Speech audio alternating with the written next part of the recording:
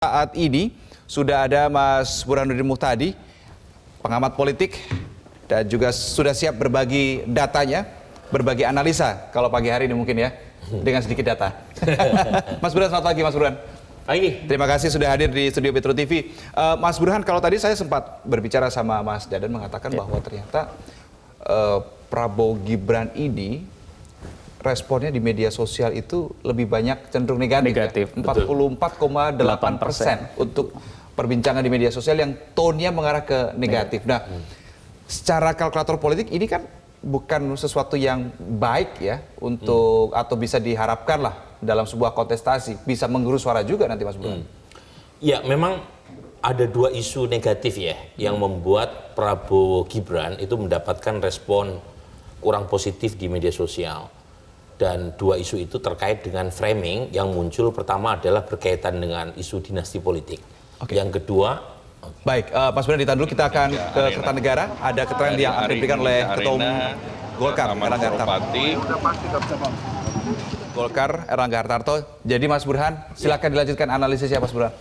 Jadi masalahnya sebenarnya bukan Gibrannya secara pribadi ya, tetapi framing negatif yang dilekatkan pada diri Gibran itu membuat dirinya kurang positif di media sosial. Nah, framing negatif itu berkaitan dengan isu dinasti politik. Yang kedua berkaitan dengan keputusan MK. Karena muncul tudingan yang sangat kuat dan saya sangat justified bahwa keputusan MK terakhir yang dibacakan oleh Ketua MK itu dianggap untuk membuka jalan Gibran maju sebagai cawapres. Jadi dua isu ini yang kemudian menggerus popularitas Gibran dan Prabowo terkena dampaknya di media sosial. Nah, apakah itu punya dampak terhadap elektabilitas? Dan saya akan tanyakan ke Mas Burhan, kalau kita melihat komposisi partai pengusung Prabowo Gibran ini kan besar begitu. Tadi dikatakan juga oleh Mas Dadan, ini koalisi yang besar, banyak partai yang berada di koalisi ini. Apakah akan linear kemudian dengan suara-suara yang cukup besar juga nanti yang akan didapatkan dengan segala pertimbangan-pertimbangan ya Mas Burhan? Ya, ini sebenarnya masalah dihadapi oleh banyak pasangan capres-cawapres ya, yaitu mengkonsistenkan dukungan elit dengan dukungan di tingkat massa. Nah, kalau misalnya konsisten, minimal partai pendukung Prabowo dan Gibran itu sudah mendapatkan angka sekitar 45%. Jadi modal dari basis massa yang dibawa oleh ketua umum partai-partai yang mendukung Pak Prabowo. Tetapi kenyataannya kan tidak demikian. Jadi kalau kita lihat fenomena split ticket voting, di mana keputusan elit partai tidak serta-merta diikuti oleh basis konstituensi pendukungnya, itu terlihat. Dari partai-partai yang mendukung Pak Prabowo hanya Gerindra yang antara keputusan elit partai dengan konstituennya tegak lurus ya. Sekitar 80% basis Gerindra itu memilih Pak Prabowo jika siapapun cawapres ya diadakan hari ini. Iya. Oh, okay. Tunggu dulu, itu ada diskusi tersendiri ya. Tapi saya ingin ini simulasi capres dulu sebelum cawapres. Nah, tetapi untuk Golkar, PAN, kemudian juga Demokrat itu relatif belum maksimal, kisaran antara 40 sampai 50%. Tetapi untuk Demokrat perlu dikasih apresiasi karena mereka belum lama pindah ke lain hati kan, dari koalisi Anies ke koalisi Prabowo. Tapi cepat sekali move on-nya. Nah, untuk PAN dan Golkar itu belum maksimal, baru sekitar 40-50%. Dan banyak konstituen kedua partai ini yang masih bocor ke yang lain.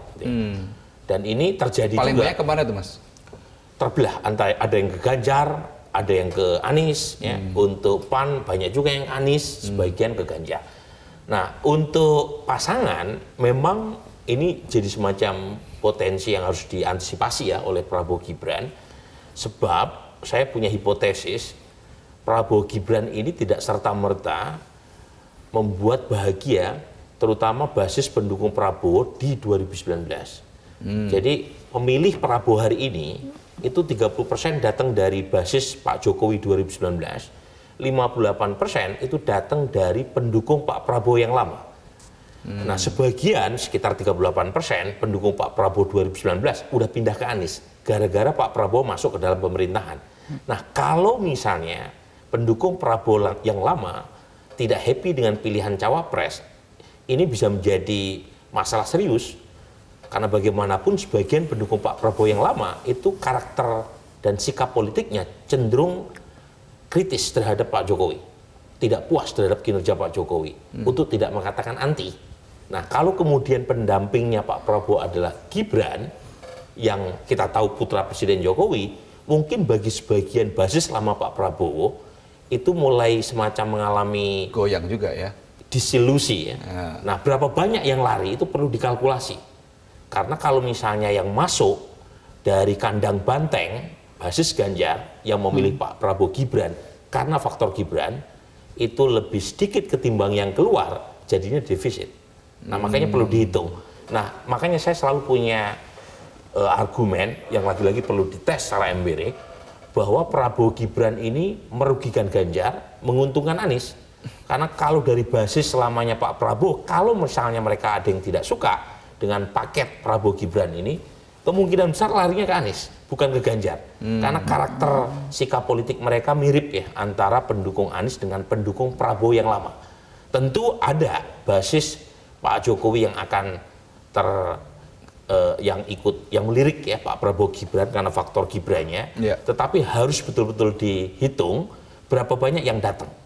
Sebab kalau misalnya yang datang dengan yang pergi, lebih banyak yang pergi, itu tentu bukan hal yang menyenangkan buat paket ini menyambut 2024 nanti. Minus jadinya ya. Defisit, ya lebih banyak yang pergi ketimbang yang datang. Baik, kalau Mas Dadan melihat perbincangan di media sosial, terlepas soal Prabowo Gibran saja ya, tapi lebih luas lagi soal isu-isu dinasti politik dan sebagainya, itu masih ramai diperbincangkan tidak sampai saat ini? Sampai saat ini memang tadi betul yang disampaikan Mas Burhan, bahwa framing itu memang terus meningkat ya sejak putusan MK sampai dengan periode kita di 24 Oktober kemarin analisa data kami. Nah, yang menarik bahwa saya sebetulnya satu hal yang perlu menjadi catatan, bahwa konteks percakapan di ranah media sosial ini bagi kubu Prabowo dan Gibran ini masih menjadi situasi yang krisis sebetulnya. Krisis dalam artian betul-betul tendensi sentimen negatifnya mendominasi, yang positif ada 35,8%, dan tapi itu juga tidak begitu signifikan secara responnya. Jadi betul-betul belum mampu menetralisir terhadap framing dan juga terhadap sorotan-sorotan respon negatif warganet, baik itu terhadap dinasti politik, terhadap sosok Gibran yang dinilai punya privilege karena melihat representatif Jokowinya dan sebagainya. Nah, hal-hal inilah yang saya kira mungkin perlu menjadi catatan penting ketika situasi krisis ini, tentu dalam konteks jagat maya di media sosial perlu dilakukan netralisir ataupun balancing opinion.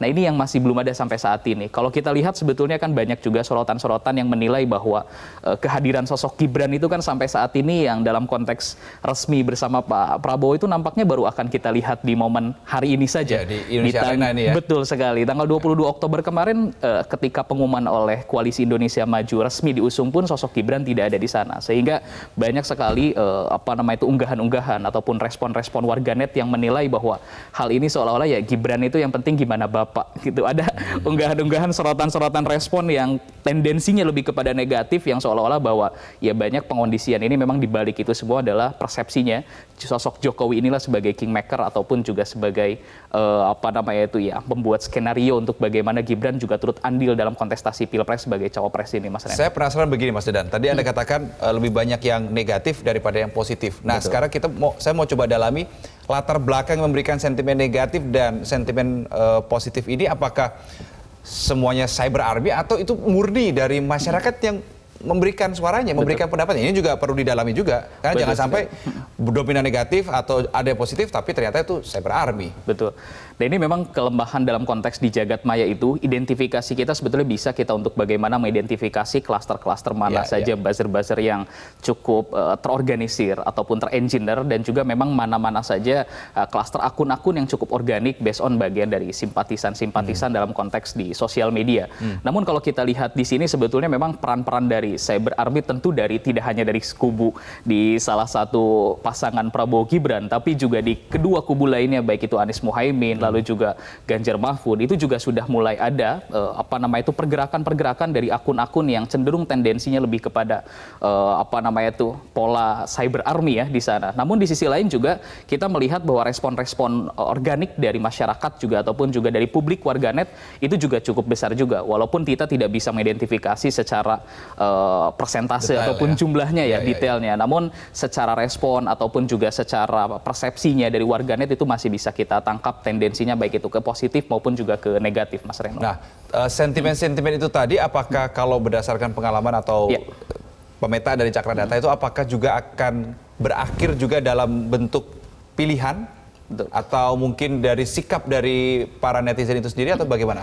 Ini ya mungkin perlu diuji secara empirik ya. Kalau dari hemat kami sejauh ini kita masih belum sampai pada tahapan justifikasi ketika tendensi sentimen ini memang akan berdampak besar misalkan terhadap efek elektoral, terhadap keterpilihan misalkan Prabowo Gibran dan sebagainya. Namun satu hal yang kami yakini bahwa kondisi situasi krisis yang sekarang sedang terjadi dengan dominansinya sentimen negatif ini, tentu hal itu menjadi sorotan penting dan menjadi catatan penting untuk bagaimana perlu ada upaya-upaya untuk bisa menetralisir terhadap tendensi sentimen itu sehingga ada opini-opini yang berimbang dan mungkin bisa dikatakan ya semacam kayak ada pembiasan isu supaya isu-isu tadi framing terhadap dinasti politik dan sebagainya itu segera tertutup, misalkan apakah dengan isu-isu berkaitan dengan gagasan, dengan program dan sebagainya.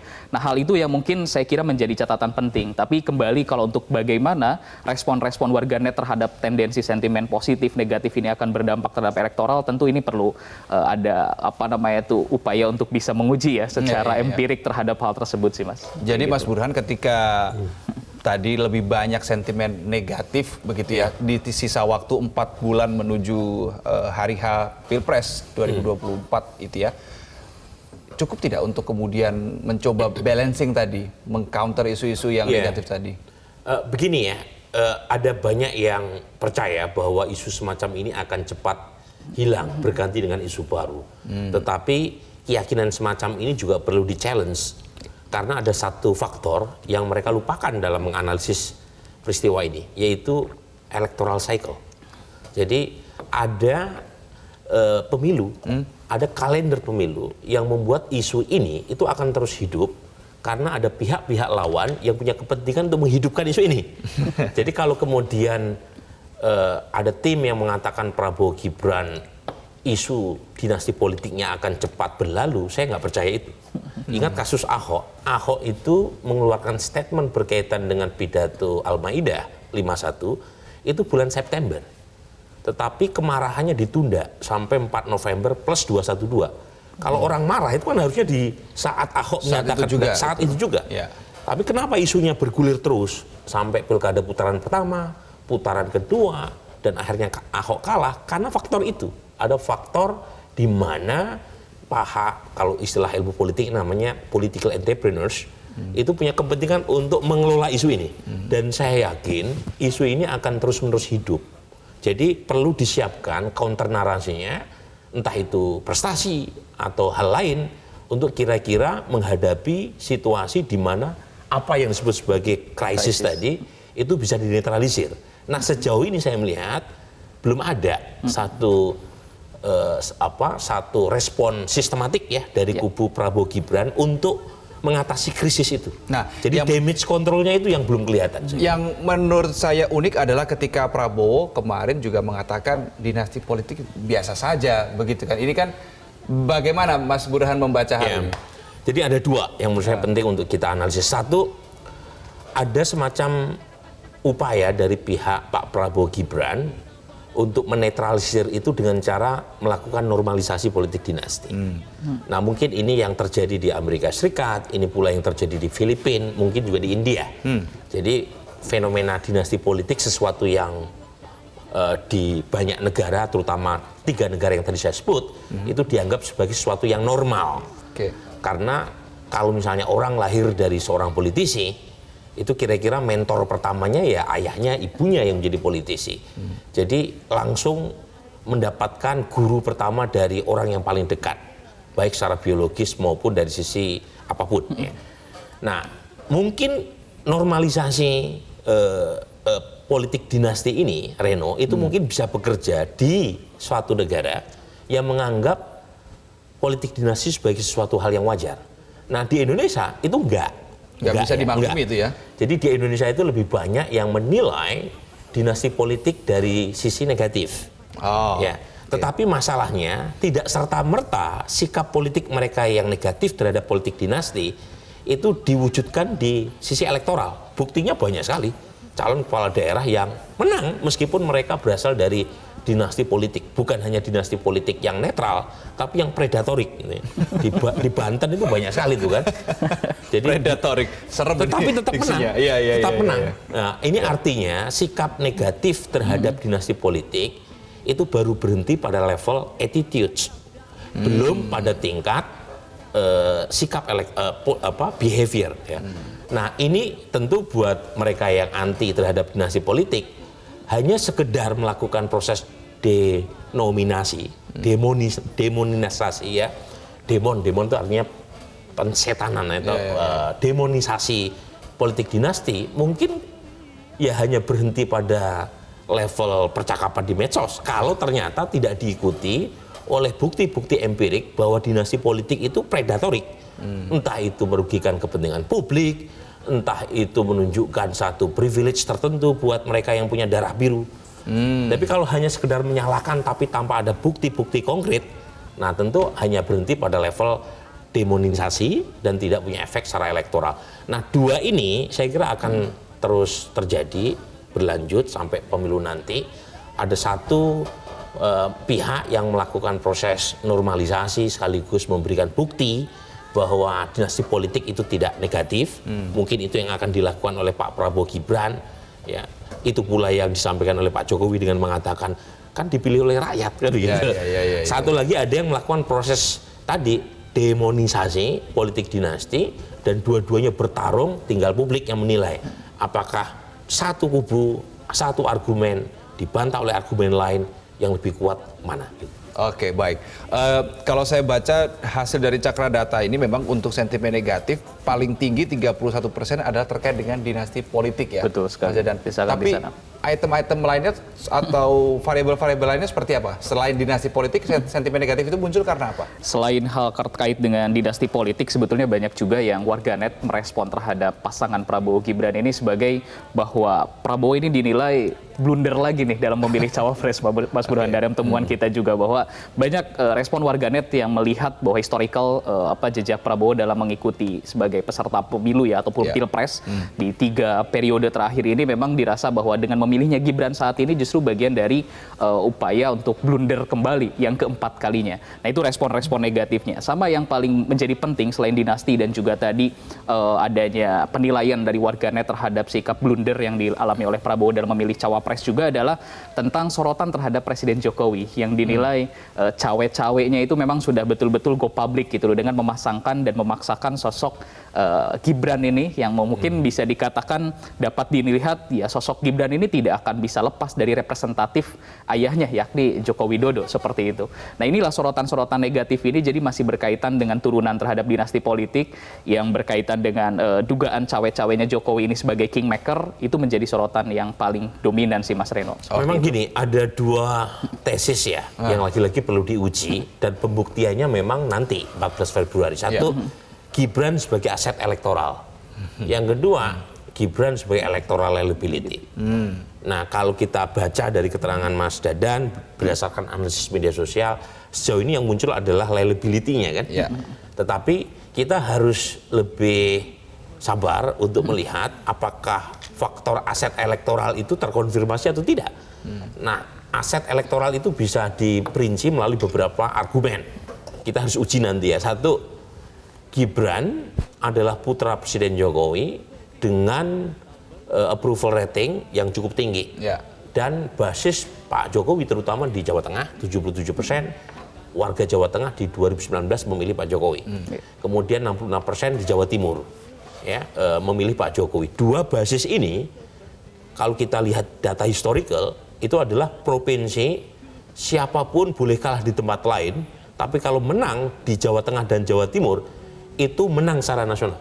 Nah, Pak Jokowi kalah di Jawa Barat 2 kali, tetapi menang di 2 provinsi ini menang secara nasional.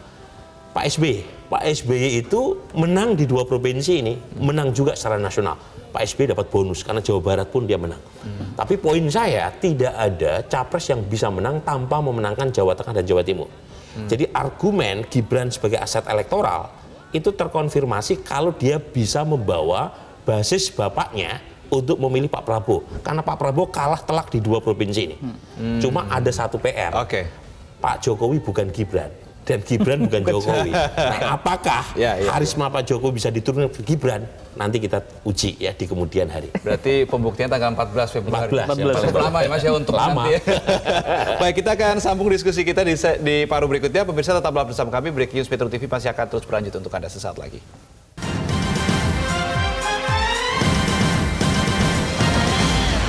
Jelajahi cara baru mendapatkan informasi. Download Metro TV Extend sekarang.